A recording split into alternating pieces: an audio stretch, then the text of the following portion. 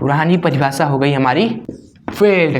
Clear हो गया होगा बढ़िया तरीके से। किसमें टूटा था स्टूडेंट्स? एक ग्लूकोज में प्लस में दूसरा फ्रक्टोज में। सो हेलो स्टूडेंट्स, कैसे हैं आप सभी लोग? तो क्लास 12 केमिस्ट्री का लास्ट चैप्टर जैव अणु से सबसे पहला इंपॉर्टेंट टॉपिक हम पढ़ने वाले हैं, वो है आपका कार्बोहाइड्रेट्स। ठीक है, कार्बोहाइड्रेट्स हर जगह खाने में, ठीक है, जो फास्ट फूड है, चावल है, हर जगह कार्बोहाइड्रेट्स है। ठीक है, तो आइए इसको जरा हम पढ़ते हैं कि कार्बोहाइड्रेट्स केमिस्ट्री क्या है, इसकी कैसे बनता है, क्या इसमें मौजूद होते हैं, इसको अच्छे से समझेंगे। और इसके प्रकार मोनोसैकेराइड, स्टूडेंट्स ओलिगोसैकेराइड और पॉलीसैकेराइड, इसको भी हम पढ़ेंगे। ठीक है, इस वीडियो में, क्योंकि एग्जाम में आता है तो प्रकार तो जरूर पूछता है। ठीक है, कार्बोहाइड्रेट्स के। तो आइए आपने आज के इस बेहतरीन वीडियो को कर देते हैं अब स्टार्ट। तो देखिए कार्बोहाइड्रेट्स क्या होते हैं।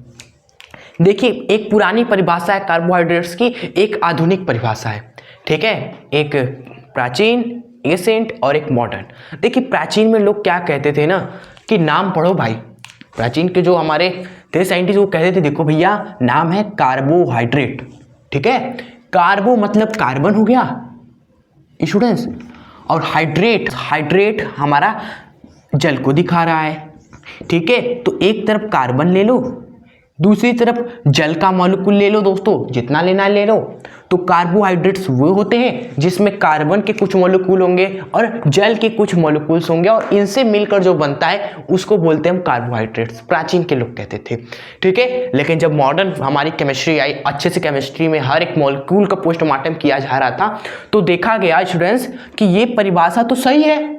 हाँ, मैक्सिमम कार्बोहाइड्रेट्स आपके जैसे ग्लूकोज हो गया, ये सब फॉलो करते हैं। ग्लूकोज का क्या सूत्र होता है स्टूडेंट्स? ग्लूकोज का यही सूत्र होता है ना आपका, ध्यान दीजिए। ग्लूकोज क्या सूत्र होता है आप बताइए?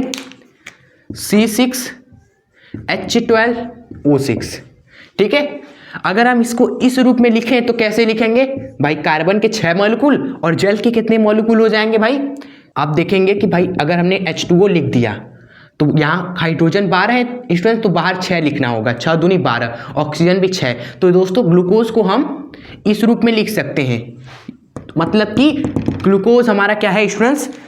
एक कार्बोहाइड्रेट्स है, क्योंकि यह इस रूप में लिखा गया है, और लिख भी सकते हैं और है भी भाई। प्रॉब्लम लेकिन आगे स्टूडेंट्स हमारे एक कंपाउंड जब हमने लिया स्टूडेंट्स एसिटिक अम्ल जब हमने लिया, एसिटिक अम्ल होता है आपका CH3COOH स्टूडेंट्स। ठीक है, यही होता है एसिटिक अम्ल। इसको भी अगर हम लिखें तो हम इस रूप में लिख सकते हैं, ये कार्बन 2 हो गए और जल के कितने अणु हो जाएंगे स्टूडेंट्स? H2O 2 अणु हो जाएंगे। देखिए इसको हमने इस रूप में लिख दिया, आप मिला लीजिए स्टूडेंट्स। कार्बन 2 है, हाइड्रोजन 2 दूनी 4, 3 1 4, ऑक्सीजन देखो 2। ठीक है, तो इसको इस रूप में लिख दिया। तो क्या ये भी हमारा, ये भी जो कंपाउंड है वो हमारा कार्बोहाइड्रेट्स होना चाहिए ना? इस परिभाषा के अनुसार होना चाहिए ना? लेकिन रियलिटी में देखा गया ये कार्बोहाइड्रेट्स है ही नहीं स्टूडेंट्स, ये एक एसिड है, ये कार्बोहाइड्रेट्स नहीं है। तो यहीं पर दोस्तों पुरानी परिभाषा हमारी हो गई फेल्ड। पुरानी परिभाषा हो गई हमारी फेल्ड। ठीक है, पुराने के जो चाचा लोग थे हमारे, उनका स्टेटमेंट हो गया फेल। तो अब आती है हमारी मॉडर्न केमिस्ट्री, जिसमें बताया गया कि आखिर कार्बोहाइड्रेट्स किसे बोलोगे आप सभी। आइए उस पर आते हैं अब हम सभी। ठीक है, ये बस समझना था आपको, एग्जाम में नहीं आता, पता होना चाहिए कि स्टार्ट कहाँ से हुआ कोई चीज़, शुरुआत पता होनी चाहिए, सोच कहाँ से स्टार्ट हुई हमारी।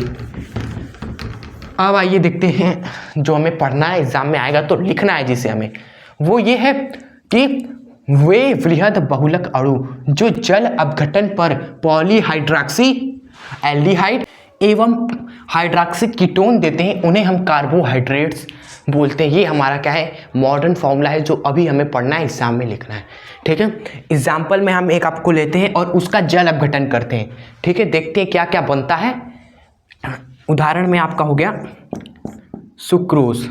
ठीक है, सुक्रोज आपका एक कार्बोहाइड्रेट्स है, क्योंकि इसका जल अपघटन करेंगे स्टूडेंट्स, तो जल अपघटन पे ये हमारा पॉलीहाइड्रॉक्सी एल्डिहाइड हमें देता है। ठीक है, देखिएगा सुक्रोज हमारा फॉर्मूला होता है इसका C12H22 और O11, यही होता है फॉर्मूला किसका, सुक्रोज का, सुक्रोज का।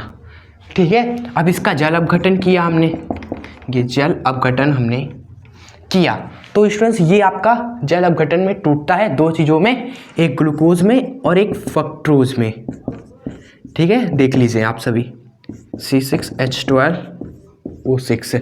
देखिए ग्लूकोज और फ्रक्टोज दोनों का फॉर्मूला सेम होता है, याद रखिएगा, जो भी दोनों का फॉर्मूला सेम होता है आपका, ये होता है आपका ग्लूकोज, नाम अलग अलग होते हैं क्योंकि आप जब स्ट्रक्चर बनाओगे ना दोनों में तो थोड़ा सा जो आपका पोजीशन है स्टूडेंट्स वो थोड़ा सा अलग हो जाता है। ठीक है, ध्यान से, ग्लूकोज और ये है फ्रक्टोज।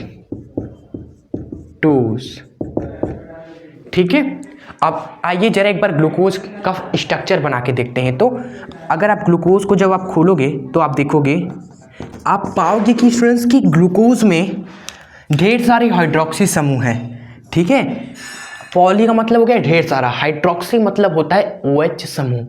ठीक है, तो आप देखोगे कि ढेर सारे OH समूह इसमें जुड़े हुए हैं और एल्डिहाइड का मतलब कि लास्ट में एल्डिहाइड समूह भी जुड़ा हुआ है। आइए इसको जरा पोस्टमार्टम करते हैं, स्ट्रक्चर बनाएंगे तो ही पोस्टमार्टम होगा। कितने कार्बन है ग्लूकोज में, 6 है, तो 6 कार्बन बनाते रहिए बनाते रहिए बनाते रहिए बनाते रहिए बनाते रहिए भाई, एक और। ठीक है, सब में क्या होता है स्टूडेंट्स, HOH HOH HOH। जी हाँ, HOH। यहाँ पर भी स्टूडेंट्स HOH ही होता है, लेकिन थोड़ा सा रोटेट कर दीजिए, मतलब घुमा दीजिए उल्टा भाई, यहाँ पर HOH ऐसे लिख दीजिए। ठीक है, थोड़ा सा, और फिर लास्ट में एल्डिहाइड समूह होता है। क्लियर, यहाँ पर वैलेंसी पूरा कर दीजिए, एक और हाइड्रोजन जोड़ दिया, तो ये आपका होता है स्टूडेंट्स ग्लूकोज समूह। आप मिला लीजिए, 6 कार्बन है, ऑक्सीजन देखिए 1 2 3 4 5 6 ऑक्सीजन, और हाइड्रोजन काउंट कर लीजिए 12 है स्टूडेंट्स। ठीक है, ये हो गया ग्लूकोज का स्ट्रक्चर। देख रहे हो काफ़ी सारे हाइड्रोक्सी समूह है, इसलिए इसको बोला गया पॉलीहाइड्रोक्सी, और लास्ट में एल्डिहाइड है, एल्डिहाइड बोला गया। क्लियर, इसी तरह आप फ्रक्टोज का भी बनाओगे तो उसमें भी काफ़ी सारे OH समूह होंगे, लास्ट में स्टूडेंट एल्डिहाइड ही होगा। क्लियर, और एक यहाँ पर लिखा हुआ है दोस्तों कीटोन्स भी, कीटोन क्यों लिखा गया है, हमारा तो एल्डिहाइड है, तो आप अभी देख रहे हो ग्लूकोज, फ्रक्टोज और भी स्टूडेंट्स हमारे कार्बोहाइड्रेट्स होते हैं, उनका जब स्ट्रक्चर बनाओगे तो उनमें किसी में आपको कीटोन दिखेगा तो किसी में एल्डिहाइड, कीटोन एल्डिहाइड यही सब दिखते हैं आपको स्ट्रक्चर में, इसलिए बोल दिया गया या तो एल्डिहाइड हो जाएगा या तो कीटोन हो जाएगा, बोल देना वो कार्बोहाइड्रेट है। ठीक है, चलिए, तो हम यहाँ पर सबका स्ट्रक्चर नहीं बनाएंगे, हमें ग्लूकोज का मेनली अच्छे से फोड़ना है भाई। आप चाहो तो इसको शॉर्ट में क्या करोगे, आप इसको क्या कर सकते हो, थोड़ा छोटा करके भी लिख सकते हो। ठीक है, स्मॉल तरीके से, शॉर्ट तरीके से लिख सकते हो, क्योंकि ज़रूरी है सीखना वो भी। हम जब रिएक्शंस देखेंगे ग्लूकोज की तो बार बार स्ट्रक्चर हम नहीं बनाएंगे, हम उसको शॉर्ट में लिखेंगे। शॉर्ट फॉर्म क्या होता है इसका, देखिएगा, इसको ओपन नहीं करेंगे, हम लिखेंगे CH2OH, हम लिखेंगे CH2OH, फिर बॉन्ड है, उसके बाद स्टूडेंट्स आप देखेंगे कि CHOH CHOH CHOH CHOH CHOS, कितने बार स्टूडेंट्स, 1 2 भाई, ये तो हमने लिख दिया। इसके बाद देखेंगे 1 2 3 4 बार हमें क्या दिख रहा है स्टूडेंट्स, कार्बन दिख रहे हैं 4, सब पे HOH है, HOH है, इसलिए हम इसको शॉर्ट में लिखेंगे CHOH, और कितनी बार है हमें दिख रहा है ये 4 बार, तो बाहर ब्रैकेट के 4 लिख दीजिए, हो गया। फिर उसके बाद स्टूडेंट्स आपको एल्डिहाइड ही दिख रहा है CHO, तो उसके बाद यहाँ पर CHO लिख दीजिए स्टूडेंट्स। ठीक है, तो ये हो गया शॉर्ट फॉर्म जो हमें देखना था। तो यही हमारा कार्बोहाइड्रेट्स होता है स्टूडेंट्स। ठीक है, कि आपके बहुलक अणु होते, देख रहे इतना बड़ा अणु है, बहुलक अणु, जो जल अपघटन करने पर पॉलीहाइड्रोक्सी एल्डिहाइड दे देंगे या फिर पॉलीहाइड्रोक्सी कीटोन दे देंगे आपके। क्लियर, ये परिभाषा आपके माइंड में फिट हुई, समझ में आया आपको? किसी को बताना हो तो बता देना जिन्हें नहीं पता, और वीडियो को शेयर जरूर कर देना जिन पर आपकी नहीं चलती। ठीक है, अब हम दोस्तों देखने वाले हैं कार्बोहाइड्रेट्स के मस्त प्रकार, देखेंगे अच्छे तरीके से कितने प्रकार के होते हैं उदाहरण के साथ, एंड उसके बाद ये वीडियो एंड हो। आई होप ये शॉर्ट स्ट्रक्चर आपको क्लियर हो गया होगा बढ़िया तरीके से। ठीक है, चलिए आगे बढ़ते हैं। तो ये है आपके स्टूडेंट्स पूरे के पूरे प्रकार कार्बोहाइड्रेट्स के। ठीक है, ये सब कुछ भी आपको नहीं याद करना है स्टूडेंट्स, बस ध्यान से मेरी बात को बस 2 मिनट सुन लीजिएगा। ठीक है, बस 2 मिनट। ठीक है, आपको लग रहा होगा इतने सारे, अरे बाप रे बाप, कुछ भी नहीं है स्टूडेंट्स अगर आपने समझ लिया तो। ठीक है, देखिए पहले बात तो कार्बोहाइड्रेट्स 3 तरह के होते हैं। ठीक है, वैसे तो प्रकार बहुत सारे, लेकिन हमारे लिए इंपॉर्टेंट बस ये 3 प्रकार हैं, मोनोसैकेराइड, ऑलिगोसैकेराइड, पॉलीसैकेराइड। ठीक है, देखिए मोनोसैकेराइड क्या होता है सबसे पहले समझते हैं। मोनोसैकेराइड जो अभी हम देख रहे थे, ग्लूकोज, फ्रक्टोज, सब वो तो बहुत ही छोटा था स्टूडेंट्स। कार्बोहाइड्रेट्स तो बहुत बड़े होते हैं, लेकिन ग्लूकोज, फ्रक्टोज ये 2 हमने जो देखे ना अभी स्टूडेंट्स, वो थे मोनोसैकेराइड। कार्बोहाइड्रेट्स का सरलतम रूप जो केवल कार्बन, ऑक्सीजन, हाइड्रोजन से बना होता है। 6 कार्बन होते हैं स्टूडेंट्स, श्रृंखला होती है 6 कार्बन की। इनका जल अपघटन नहीं होता। आप सोच रहे हो कि आप इनको भी हम जल अपघटन करके इनको भी तोड़ दे भाई, ग्लूकोज को भी तोड़ दे, फ्रक्टोज को भी तोड़ दे, आप नहीं टूटेंगे। ये सबसे सरलतम रूप है। जैसे एक परमाणु का नाभिक में प्रोटॉन, न्यूट्रॉन्स, सबसे सूक्ष्म इकाई होती है परमाणु की। क्लियर, उससे छोटा तो कोई चीज नहीं होता स्टूडेंट्स। तो इसी तरह यहाँ पर कार्बोहाइड्रेट्स में सबसे छोटा जो होगा कंपाउंड उसको बोलोगे मोनोसैकेराइड। एग्जाम्पल्स में ग्लूकोज, फ्रक्टोज। ठीक है, ये 2 आपने याद रखा तो बहुत है। तो मोनोसैकेराइड आपको आई होप याद हो गया होगा कि भाई कार्बोहाइड्रेट्स का सबसे सरलतम जो रूप होता है, जिसमें जो कार्बन, हाइड्रोजन, ऑक्सीजन से बना होता है, 6 कार्बन इसमें होते हैं, उससे बोलते हैं मोनोसैकेराइड, ग्लूकोज, फ्रक्टोज। क्लियर एकदम अच्छे तरीके से। उसके बाद दूसरा है ऑलिगोसैकेराइड स्टूडेंट्स। ये आपके बड़े होते हैं, ये टूट सकते हैं, इनका जल अपघटन होता है। ठीक है, कार्बोहाइड्रेट्स जिनका जल अपघटन करने पर स्टूडेंट्स ये 2 से 10 मोनोसैकेराइड में टूट सकते हैं। ऑलिगोसैकेराइड स्टूडेंट्स 2 से 10 मोनोसैकेराइड में टूट सकते हैं। ठीक है स्टूडेंट्स, देख रहे हो, टूटेंगे भी तो किसमें, मोनोसैकेराइड में स्टूडेंट्स। ठीक है, जो भी हमने पढ़ा। कैसे कौन कौन से होते हैं, जैसे सुक्रोज हो गया, सुक्रोज अभी हमने तोड़ा भी था सुक्रोज को स्टूडेंट्स, C12H22O11 स्टूडेंट्स। ठीक है, ये है आपका सुक्रोज। इसको जब हमने जल अपघटन किया था तो ये किस में टूटा था स्टूडेंट्स, ये ग्लूकोज और फ्रक्टोज में टूटा था स्टूडेंट्स। कितने थे, 2 मोनोसैकेराइड में टूटा था। ग्लूकोज, फ्रक्टोज 2 मोनोसैकेराइड में हमारा टूटा था, एक ग्लूकोज में प्लस में दूसरा फ्रक्टोज में। ठीक है, तो 2 में टूटा, 2 किस में आता है, ऑलिगोसैकेराइड में। 2 से 10 तक ऑलिगोसैकेराइड में आते हैं। ठीक है, मल्टोस हो गया, मल्टोस भी दोस्तों 2 चीज़ों में टूटता है जल अपघटन के बाद। ठीक है, लैक्टोस हो गया, आदि। ये हो गए आपके सैंपल्स। याद रखिए ऑलिगोसैकेराइड जल अपघटन करने पर 2 से 10 मोनोसैकेराइड में टूटते हैं। ठीक है, अब आते हैं पॉलीसैकेराइड। हमेशा हमने आपको बताया पॉली का मतलब होता है ढेर सारा, बहुत ज़्यादा भाई साहब। ठीक है, तो वे कार्बोहाइड्रेट्स जिनका जल अपघटन करने पर ये ढेर सारे अनेक मोनोसैकेराइड में टूट जाएं, उनको बोलोगे आप पॉलीसैकेराइड। पॉली मतलब ढेर सारे स्टूडेंट्स, कार्बोहाइड्रेट्स जल अपघटन करने पर ढेर सारे अनेक मोनोसैकेराइड में टूट जाएं तो उन्हें बोलेंगे हम पॉलीसैकेराइड। आई होप आपको याद हो गया होगा मेरे बोलने से 2 बार, जितना पढ़ने से नहीं याद होगा आपको समझ जाएगा ही होगे। अभी हमने जो बोला कि कार्बोहाइड्रेट्स जिनका जल अपघटन करने पर अनेक अणु मोनोसैकेराइड के देते हैं, उन्हें बोलते हैं हम पॉलीसैकेराइड। ठीक है, इसका भी एक एग्जाम्पल आपको लिखवा देते हैं स्टूडेंट्स। जैसे हो गया स्टार्च, इसका फॉर्मूला ये होता है C6H10O5 n टाइम्स, बहुत ज़्यादा, आप n 1000 2000 जो मान सकते हो मान लो भाई, करोड़ मान लो आप सभी। इसको आइए एक बार जल अपघटन करते हैं, देखते हैं क्या होता है जरा। तो भाई हमारा C6H10O5 कितनी बार है, n टाइम्स है भाई, n टाइम्स। इसका जल अपघटन करते हैं।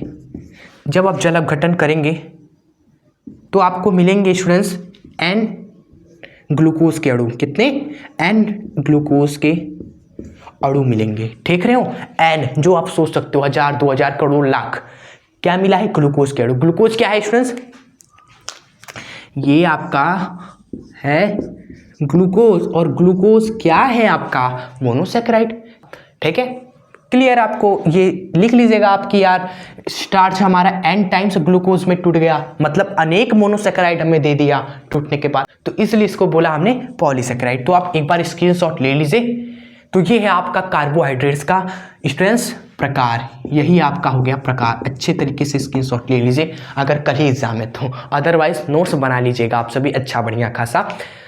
तो एक बार सब कुछ रिवाइज करते हैं। कार्बोहाइड्रेट्स की पुरानी अवधारणा में क्या बोला गया कि कार्बोहाइड्रेट्स वे होते हैं जो कार्बन और जल के अणु H2O से मिलकर बने होते हैं, लेकिन ये फेल हो गया हमारा।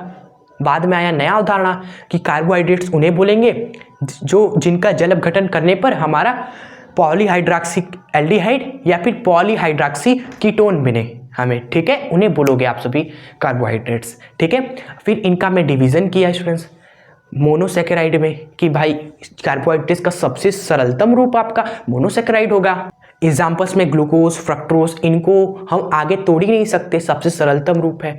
उसके बाद हमने देखा दूसरा ये ऑलिगोसेकेराइड, उन्हें बोलेंगे जो टूटेंगे तो 2 से 10 मोनोसेकेराइड के अणु देंगे। एग्जाम्पल सुक्रोज हो गया हमारा, टूटता है तो 2 अणु देता है हमारा, एक ग्लूकोज एक फ्रक्टोज का। लैक्टोज हो गया, मल्टोज हो गया आपका, ठीक है। चलिए उसके बाद हमने देखा पॉलीसेकेराइड कि यार ये टूटेंगे ना तो अनेक हमें मोनोसेकेराइड के अणु दे देंगे। जैसे स्टार्च हो गया, ये टूटा तो हमें N ग्लूकोज के अणु दे दिया, N जो आप सोच सकते हो मतलब अनेक ग्लूकोज के अणु दे दिया हमें। क्लियर? तो ये है पूरा कार्बोहाइड्रेट्स। टाइम लगा लेकिन पूरा बता दिया तो मुझे भी अच्छा लग रहा है और आपको भी अच्छा लगा होगा। तो आप पसंद आई हो तो आप इसको अपने फ्रेंड्स के साथ शेयर जरूर करिएगा और वीडियो को लाइक जरूर कर दीजिएगा, ठीक है। तो जब मैक्स और आप इस चैनल को सब्सक्राइब भी कर लीजिएगा, तो आपको इस तरह के इंपॉर्टेंट वीडियोस मिलेंगे और आपसे मिस ना हो तो बेल आइकन भी प्रेस कर लें, ठीक है। और आप टेंशन मत लीजिए, हम सारे जो वीडियोस हैं वो प्लेलिस्ट जो आपका बना है क्लास 12 केमिस्ट्री पार्ट नंबर 2 का, उसमें जाती रहेंगी, ठीक है। और जो नेम रिएक्शन है उसकी अलग प्लेलिस्ट आपकी बनी हुई है, तो आप दोनों पढ़िए अच्छे तरीके से। एग्जाम के लिए सारे इंपॉर्टेंट टॉपिक्स उसी में जा रहे हैं आपके, ठीक है। तो भी डाउट हो कमेंट में हमसे पूछ सकते हो। तो चलिए मिलते हैं आपसे नेक्स्ट वीडियो के साथ, तब तक के लिए जय हिंद, वंदे मातरम, ठीक है। और हाँ, रात भी हो चुकी है, गुड नाइट आप सभी को।